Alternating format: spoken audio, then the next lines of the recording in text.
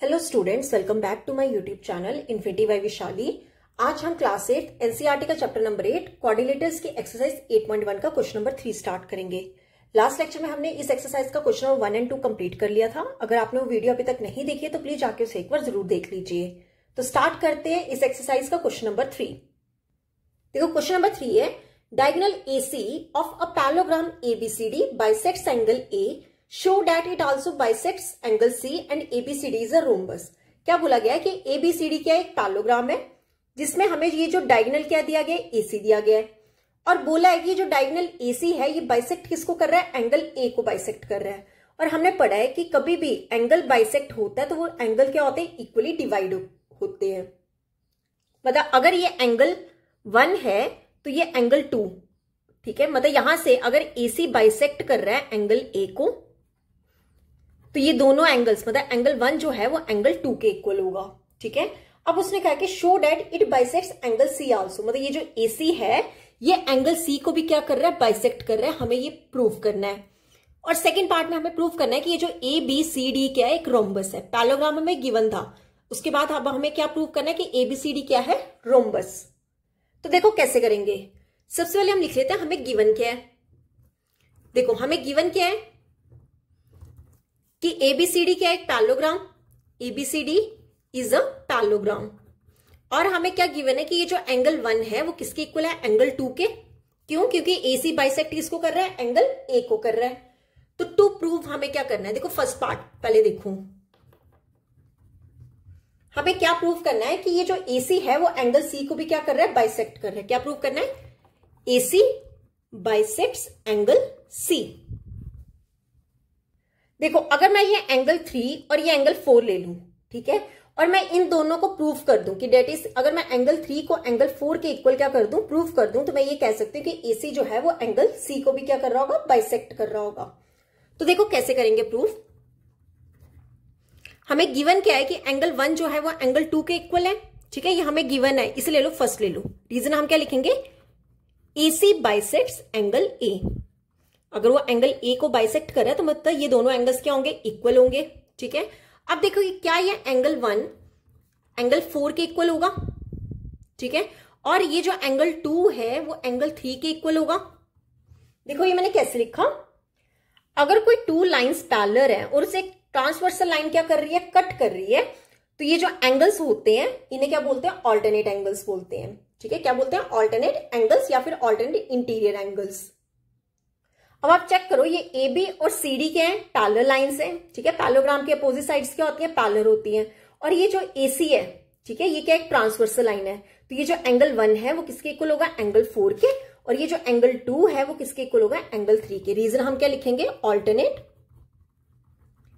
Interior angles. Interior क्यों लिखा है, क्योंकि पैरेलल लाइंस के बीच में एंगल्स है ना ये, इसलिए इंटीरियर लिखा है साथ में, ऑल्टरनेट इंटीरियर एंगल्स, ठीक है। अब देखो यहां से मैं क्या कह सकते हैं, इसे आप ले लो, इन दोनों को आप पूरा ले लो इक्वेशन नंबर 2, ठीक है। इन दोनों को पूरा इक्वेशन नंबर 2 ले लिया है। तो फ्रॉम इक्वेशन 1 एंड 2 से क्या पता चल रहा है हमें, एंगल 3 एंगल 4 के इक्वल बताना है ना। देखो एंगल 1 जो है वो एंगल 2 के इक्वल है, ठीक है। एंगल 2 किस, एंगल यहां से ऐसे लिख लो पहले, एंगल 1 जो है वो किसके इक्वल है, एंगल 2 के, ठीक है। एंगल 2 किसके इक्वल है, एंगल 3 के, ठीक है। और यही एंगल 1 किसके इक्वल है, एंगल 4 के। मतलब ये all angles, angle 1 angle 2 angle 3 angle 4 all क्या है, इक्वल है। तो यहां से मैं ये कह सकती हूँ देखो एंगल 3 किसके इक्वल हो जाएगा, एंगल 4 के, ठीक है। यही हमें क्या करना था, प्रूफ करना था कि एंगल 3 जो है वो किसके इक्वल है, एंगल 4 के। अगर ये दोनों एंगल्स आपस में इक्वल आ गए तो हम ये कह सकते हैं therefore AC bisects angle C। अगर ये दोनों एंगल्स आपस में इक्वल आ गए मतलब ये जो लाइन AC है ये बाइसेक्ट किसको कर रही है, एंगल C को, ठीक है। तो ये था हमारा इस क्वेश्चन का फर्स्ट पार्ट। अब देख लेते हैं सेकंड पार्ट। सेकंड पार्ट में हमें क्या प्रूव करना है, ABCD इज अ रोम्बस। देखो सेकंड पार्ट में हमें क्या प्रूव करना है, ABCD इज अ रोम्बस। ये हमें गिवन फिगर थी। अब क्या प्रूव करना है, ये जो ABCD क्या है, रोम्बस, पैरेललोग्राम हमें गिवन था। तो देखो कैसे करेंगे, आप ऐसे करो, अगर हम ट्रायंगल ले ले, इन ट्रायंगल ABC, कौन सी ट्रायंगल, ABC, ये वाली ABC, ये वाली ट्रायंगल हमने ले ली। अब आप यहां पे देखो हमारे all angles, angle 1 angle 2 is equal to angle 3 is equal to angle 4, ये सारे एंगल्स क्या थे, इक्वल थे। तो मैं ये कह सकती हूँ कि एंगल 1 किसके इक्वल है, एंगल 3 के, ठीक है, ऑल एंगल्स इक्वल हैं, तो यहां से एंगल वन भी एबीसी में आ रहा है, एंगल 3 भी एबीसी में आ रहा है, तो यहां से मैं ये कह सकती हूँ कि एंगल 1 किसके इक्वल है, एंगल 3 के। ठीक है, ये अभी हमने कहा किया, प्रूव्ड अबव, अभी हमने फर्स्ट पार्ट में प्रूव किया। ठीक है, अब देखो यहां से एक चीज देखो, अगर कोई दो एंगल्स आपस में इक्वल हैं तो उनके अपोजिट साइड्स भी क्या होती है, इक्वल होती हैं। ठीक है, तो एंगल 1 के सामने वाली साइड कौन सी है, बीसी। ठीक है, सिमिलरली एंगल 3 के अपोजिट साइड कौन सी है, एबी, तो बीसी किसके इक्वल हो जाएगा, एबी के इक्वल हो जाएगा। ठीक है, रीजन हम क्या लिखेंगे, साइड्स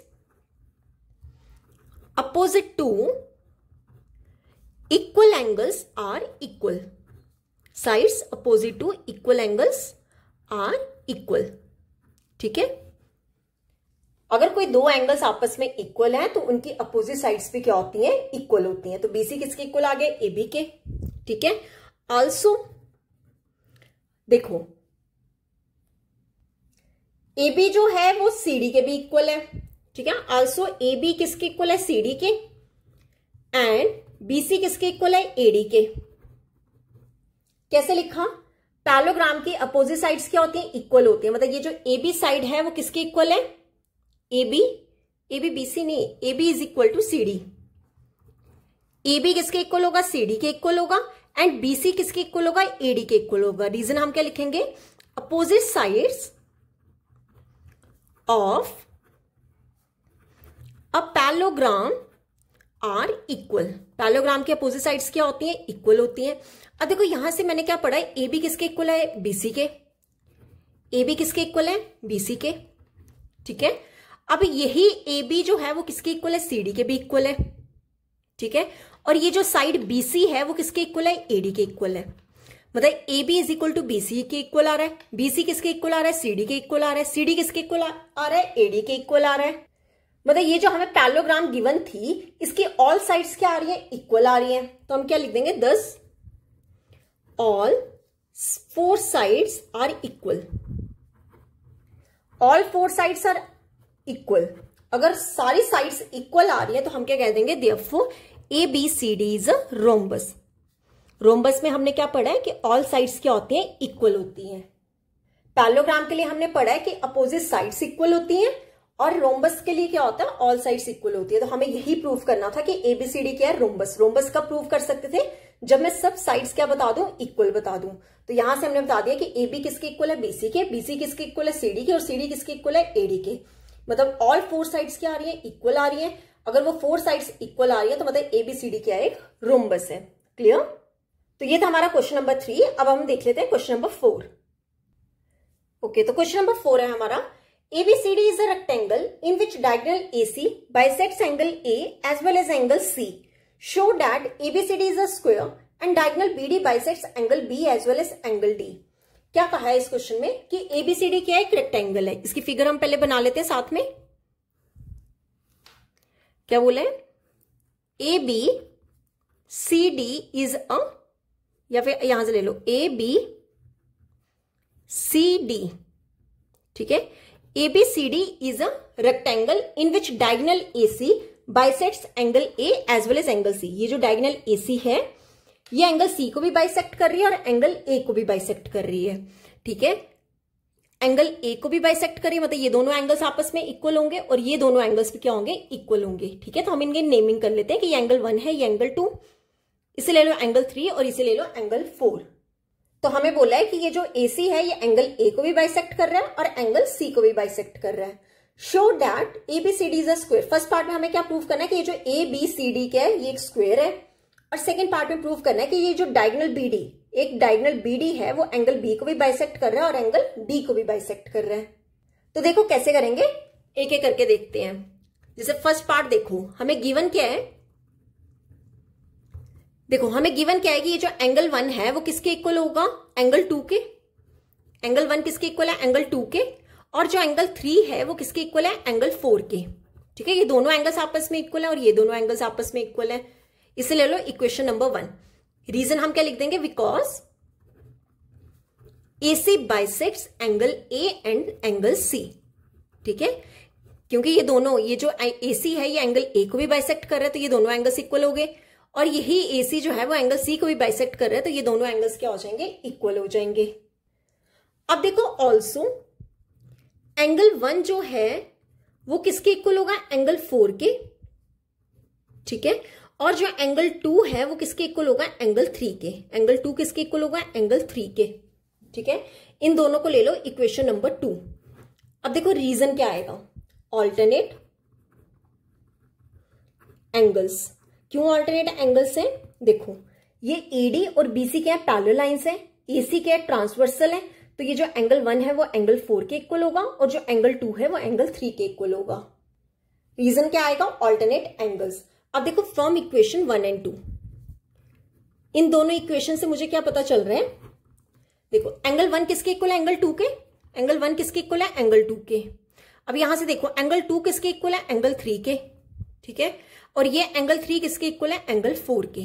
तो यहां से मुझे ये पता चल गया कि ये चारों angles, angle 1, angle 2, angle 3 and angle 4, ये सारे एंगल्स क्या है आपस में इक्वल। क्लियर। अब ले लेते हैं हम ये वाली ट्राइंगल, कौन सी, इन ट्राइंगल ABC। जैसे हमने थर्ड क्वेश्चन किया था ना वैसा ही ऐसे ही। अब देखो ट्राइंगल ABC में एंगल 1 आ रहा है और एंगल 3 आ रहा है, और हमने पढ़ा कि ये एंगल 1 किसके इक्वल है, एंगल 3 के, ठीक है। ये हमने अभी ऊपर प्रूव किया, एंगल 1 किसके इक्वल है, एंगल 3 के। अगर कोई 2 एंगल्स आपस में इक्वल है तो उनकी अपोजिट साइड्स क्या होती हैं, इक्वल होती हैं। ये हमने चैप्टर नंबर 7 ट्राइंगल्स में पढ़ा था। अब देखो एंगल 3 के अपोजिट साइड कौन सी है, AB, ठीक है। और एंगल 1 के अपोजिट साइड कौन सी है, साइड BC। तो AB किसके इक्वल हो गया, BC के। रीजन हम क्या लिखेंगे, sides opposite to equal angles are equal. Sides opposite to equal angles are equal. Clear. अब देखो AB किसके इक्वल हो गया, BC के ऑल्सो। अब देखो ये जो साइड AB है वो किसके इक्वल होगा, साइड CD के। AB किसके इक्वल होगा, CD के। एंड और हमारी कौन सी साइड रह गई, BC। ये जो साइड BC है ये किसके इक्वल है, AD के, ठीक है। आप ऐसा करो, इसे ले लो इक्वेशन नंबर 2 तक हमने ले लिया था, इसे ले लो इक्वेशन नंबर 3 और इन दोनों को ले लो इक्वेशन नंबर 4, ठीक है। रीजन हम क्या लिखेंगे, opposite sides of rectangle are equal. Rectangle के अपोजिट साइड्स क्या होती हैं, इक्वल होती हैं, ठीक है। अब देखो ये आपकी इक्वेशन नंबर 3 आ गई या इक्वेशन नंबर 4 आ गई। तो अब ले लो from equation 3 and 4। From equation 3 and 4 इन दोनों इक्वेशन से क्या पता चल रहा है, AB किसके इक्वल है, BC के, ठीक है। और यही AB किसके इक्वल है, CD के। यही AB किसके इक्वल है, CD के। और ये जो BC है, BC किसके इक्वल है, AD के। यहां से देखो ये AB, BC, CD, DA ये सारे क्या आ रहे हैं, इक्वल आ रहे हैं। तो हम क्या लिख देंगे, 10 all 4 sides of rectangle ABCD are equal. अब देखो ऑल साइड्स जो है रेक्टेंगल की वो क्या आ रही है, इक्वल आ रही है। तो हम क्या कह देंगे, therefore ABCD is a square. ABCD हमारा क्या हो गया, स्क्वायर। यही हमें इस क्वेश्चन में प्रूव करना था। रेक्टेंगल हमें गिवन था, स्क्वायर बनाना था। स्क्वायर कैसे बनाते हैं, अगर हम ऑल एंगल्स इक्वल बता देते एंड ऑल साइड्स क्या इक्वल बता देते हैं, ठीक है। अब देखो यहां से हमने angle 1, angle 2, angle 3, angle 4 equal कर दिए और यहां से हमने all sides AB, BC, CD and DA क्या कर दिए, इक्वल कर दिए। तो स्क्वायर के लिए हमने क्या पढ़ा, ऑल साइड्स क्या होती हैं, इक्वल होती हैं। क्लियर। तो ये था हमारा इस क्वेश्चन का फर्स्ट पार्ट। अब देख लेते हैं सेकंड पार्ट। अब देखो सेकंड पार्ट में हमें क्या प्रूव करना है कि diagonal BD bisects angle B as well as angle D। मतलब अब ये BD की बात होगी, ठीक है। तो देखो मैंने ये फिगर बना दी है, क्या बोला गया, BD।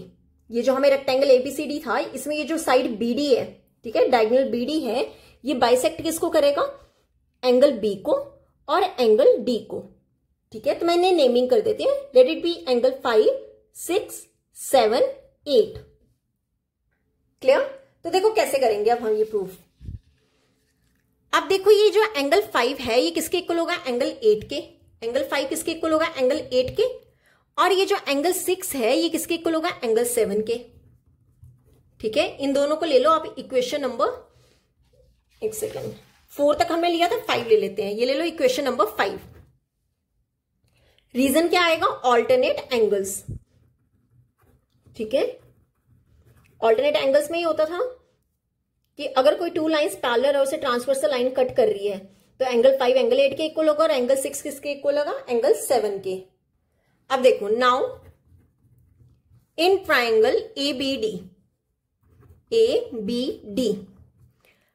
ये जो ट्राइंगल हमारी ABD है, इसमें जो साइड हमारी AB है वो किसके इक्वल होगा? AD के।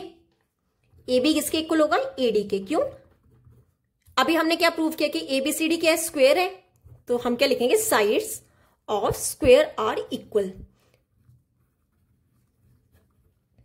साइड्स की स्क्वायर क्या होती है? इक्वल होती है। अगर कोई टू साइड्स क्या है? इक्वल है, तो उनके अपोजिट एंगल्स पे क्या होते हैं? इक्वल होते हैं। अब आप चेक करो, ये AB के सामने वाला कौन सा एंगल है? हमारा एंगल 8। ठीक है, और ये जो साइड AD है, AD के सामने वाला एंगल कौन सा है? एंगल 6। तो एंगल 8 किसके इक्वल हो गया? एंगल 6 के। तो रीजन क्या लिखेंगे? Angles opposite to equal sides are equal.